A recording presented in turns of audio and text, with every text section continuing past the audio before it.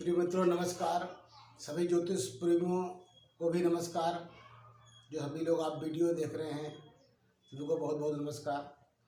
मित्रों आज हम चली चक्र पर चर्चा करेंगे, क्योंकि चली चक्र में ग्रहों की राशियां तो नहीं बदलती, भाव बदल जाते हैं। अब विशेषकर उसमें जरूर बदल जाते हैं जिसमें लग्न कम या अधिक अंशों पे होती है। यदि लग्न का मध्य भाग है 12 से 18 अंश के बीच तो कम बदलते हैं भाव ग्रह, वरना अधिकांश बदल देते हैं। तो चलिए चक्र पर चर्चा करें। इसके पहले भगवान अवधरदानी को ध्यान कर लिया जाए। पूर्वोत्तरे प्रज्वलिका निधाने सदा वसंतम गिरिजा समेतम सुरासुराराधित पाद पद्मम श्री वैद्यनाथम तमहम नमामि। तो भगवान वैद्यनाथ को नमस्कार करते हुए, प्रणाम करते हुए मैं चली चक्र पर चर्चा करने जा रहा हूँ। मित्रों चली चक्र इसलिए है कि लग्न जो है, जो हमारी लग्न स्पष्ट की जाती है, ये भाव का मध्य भाग माना जाता है। यदि जब भाव का मध्य भाग होगा तो ऑटोमेटिक कम ज़्यादा होते चले जाएंगे। इस प्रकार से जैसे ये मिथुन लग्न है, ये मिथुन है लग्न। अब यहाँ पर किसी बालक का 29 अंश पे जन्म हुआ है और कोई ग्रह यहाँ पे, जैसे यहाँ पर ग्रह है कोई 6 अंशों पे और यहाँ पर ये मध्य है 29 अंशों पे लग्न की, तो ये 15 अंश तक ही आएगी और यहाँ 6 अंश हैं, तो यानी 29 से 15 14 अंश यहाँ बह जा करके, तो 14 अंश के बाद जो है ये पीछे निकल जाएगी, वृष को निकल जाएगी। इधर ये कर्क है। जब मध्य भाग माना गया है यहाँ से, तो हमारी जो है ये भाग 29 अंश है, 15 और आगे 14 अंश कर्क के ले लेगा। 14 अंश ये कर्क के हो जाएंगे और शेष इधर, तो ये इतना भाव बनेगा। और यहाँ से जो शेष इधर 14 ये भाव हमारा वृष को चला जाएगा, वृष को चला जाएगा, यानी 12वें भाव को चला जाएगा। और ये पहला भाव इतना हो गया, ये पहला भाव यहाँ से हो गया यहाँ तक 14 अंश तक, 14 अंश से लगा के यहाँ ये भाव हो गया 12वां।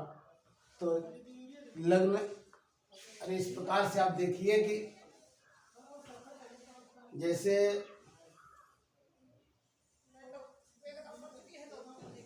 ये राशियां उदय चल रही हैं और इन यहाँ पर मिथुन राशि है, यहाँ से लगा के यहाँ तक 29 अंश इसमें व्यतीत हो चुके हैं। जब किसी बच्चे का जन्म हुआ 9:30 पे,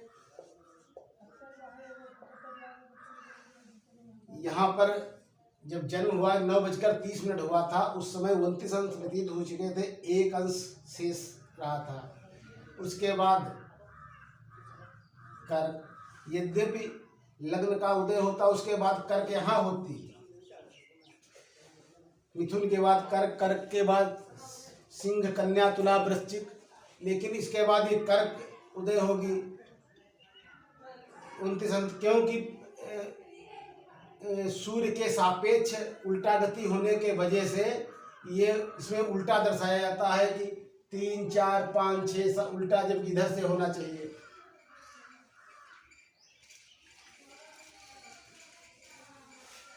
अब यहाँ पर हम देखते हैं, जैसे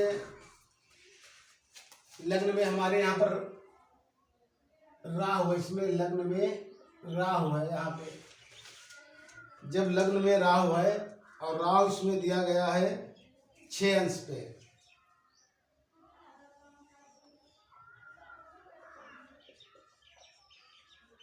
ये मिथुन इधर, वृक इधर जो है ये कर्क है, ठीक, ये कर्क है। तो ये 29 अंश पर जब बच्चे का जन्म हुआ है और इसमें राहु जो दिखाया है, राहु है 6 अंश पर, यहाँ पे है 6 अंश पे, 6 अंश पे राहु है, लग्न यहाँ पे है। जब इसका भाव 29 से, यदि इसमें से 3-4 पद्धतियाँ चलती हैं चलित चक्र में, समविभाजन और श्रीपति पद्धति, केपी, अलग अलग कई चलती हैं। तो इस समविभाजन लिया जाए, उसमें भी 15 अंश लिए जाएंगे। जो 15 अंश लिए जाएंगे 29 से, तो 14 अंश, यानी यहाँ पर 14 अंश तक भाव यहाँ जाएगा और इधर भी 14 अंश तक जाएगा।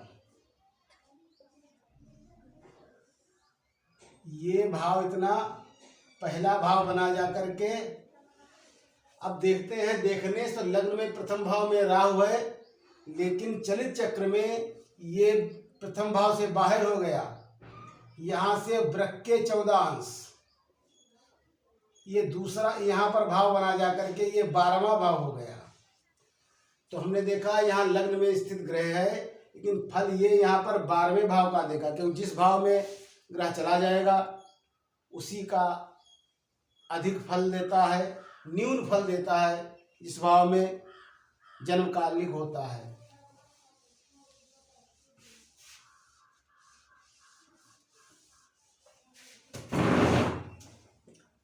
अब हम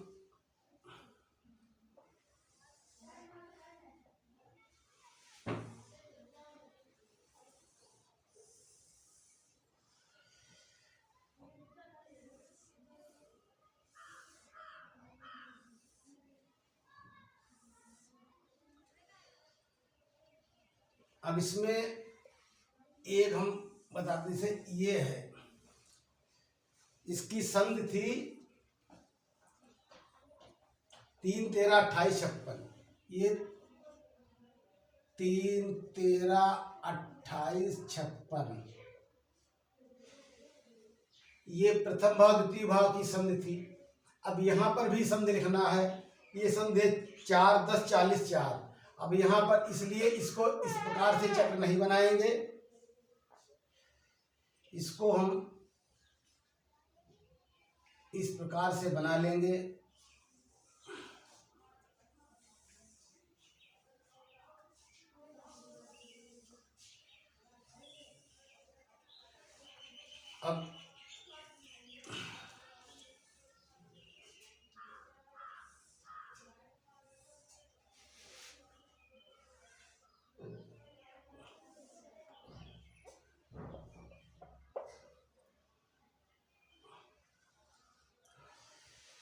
अब इसमें हम संधियां लिखते हैं 4, 10, 40, 4, 4, 10, 40, 4, दूसरे तीसरे भाव की संधि 5, 7, 51, 12, 5, 7, 51, 12,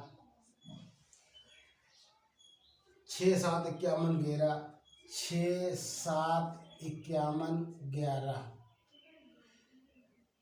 इस प्रकार से बनाने से हमको ये ग्रह लिखने में बहुत सुगमता रहेगी।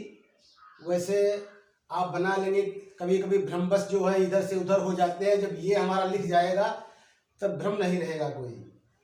7, 10, 40, 3, 7, 10, 40, 3, 8, 13, 28, 55, 8, 13, 28, 55, 9, 13, 28, 56, 9, 13, 28, 56 और 10, 10, 40, 4, 10, 10, 40, 4, 11, 7, 51, 12, 11, 7, 51, 12 और ये 10वें और 11वें भाव की संधि 0, 7, 51, 11, 0, 7, 51, 11, 1, 10, 40, 3, 1 10 40 3 2 13 28 55 2 13 28 55। हमने देखा ये हमने ये संधियां लिख ली हैं। और इसमें राशियां न लिखे वही ठीक रहेगा। जो राशियां लिखने लिए कभी कभी आदमी कंफ्यूज हो जाते हैं कि यहाँ जो भाव बदल देते हैं। अब ये सूर्य यहाँ पर है, सूर्य जहाँ कहीं रहेगा वो वृष राशि का ही फल देगा।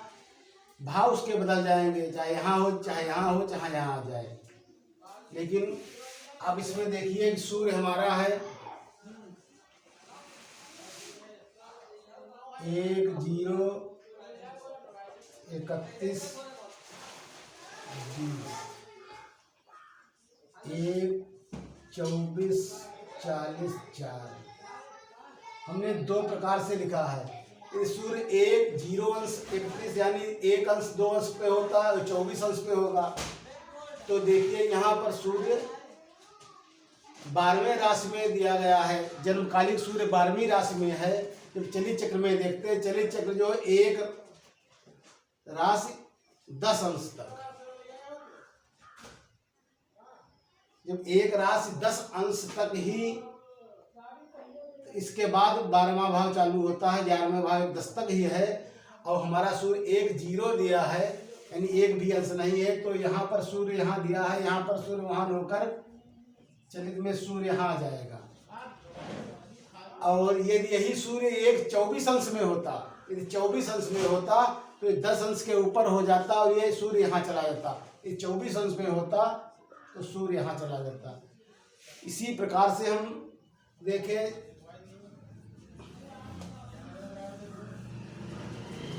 चंद्रमा हमारा है, चंद्रमा मंगल यहाँ 9वें भाव में है, गुरु शनि अष्टमस्थ है, राहु केतु लग्न और सप्तम में है। तो गुरु जो है हमारा वो चंद्रमा 1 10 1 59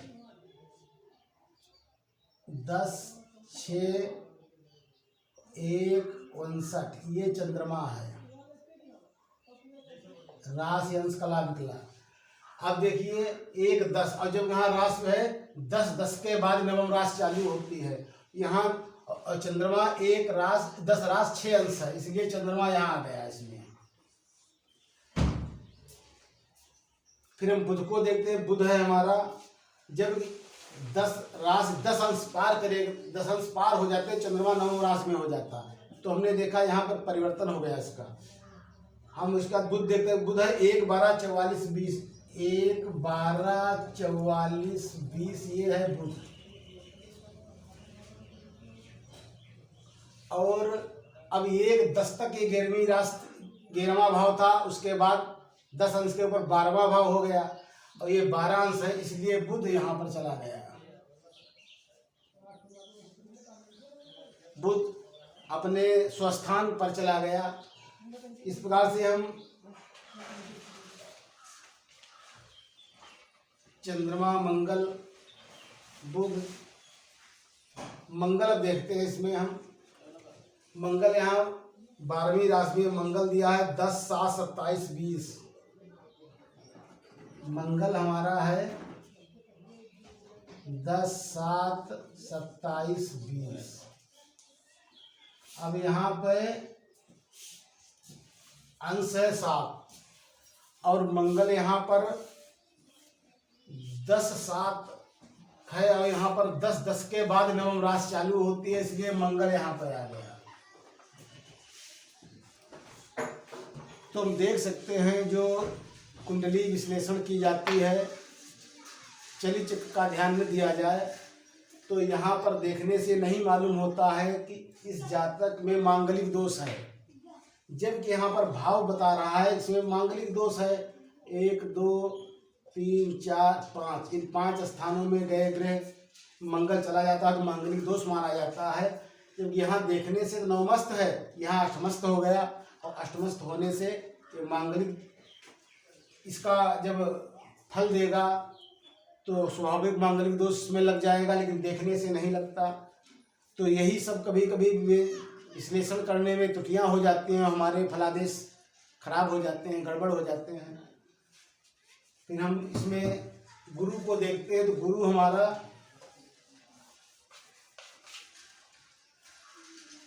9304 9304 बकरी है, या बकरी सभी के अवशेष है। इसके बाद में तो 9 रास 3 अंश और 9 रास 13 अंश के बाद अष्टम है, जबकि यहाँ अष्टम में गुरु दिखाया गया है तो गुरु हमारा यहाँ चला गया। अब गुरु हमारा यहाँ चला गया और जब अष्टम में था, इस सप्तम भाव का फल देगा। देखने से गुरु अनिष्ट स्थान पे लगता है और यद्यपि ये मकर का ही फल देगा, लेकिन ये सप्तम भाव में फल देगा, अष्टम भाव का फल नहीं देगा, सप्तम भाव का फल देगा। राशियां नहीं परिवर्तित होती है, भाव तो बदल जाते हैं। उसका शुक्र है 1 27 36 43 36 43 ये हमारा शुक्र है। तो शुक्र में 27 अंश है, 1 10 के बाद शुक्र, तो शुक्र यहाँ चला गया है।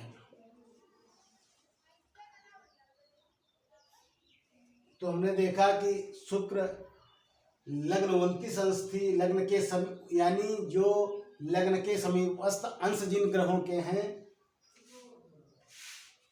29 28 27 ये सब स्थान कम छोड़ रहे हैं, जो कम अंशों के हैं वो ज़्यादा छोड़ रहे हैं स्थान। तो शुक्र वही स्थान पर पहुंच गया। और इसके बाद हम राहु को लेते हैं। राहु यहाँ लग्न में है और राहु के अंश हैं 2 6 59 33।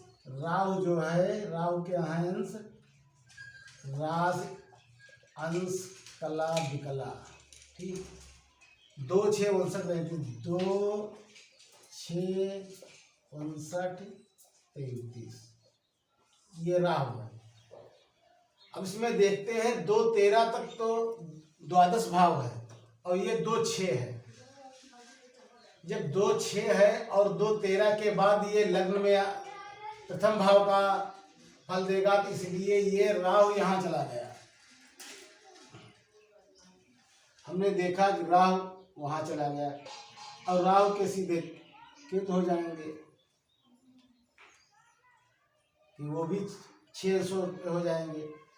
तो इस प्रकार से जो हमारे ग्रह हैं, हमने देखा कि हमारी लग्न जो है 29 अंश थी। 29 अंश के मतलब उसको तो 14 अंश कर्क में जाना ही था, उसका आधा भाव, और आधा भाव कर्क में चला गया। इसलिए सभी भाव ये जो ग्रह थे ये सब बदल गए। देखो ये भी बदल गया, गुरु भी बदल गया, तो इसमें अधिकांश बदल गए,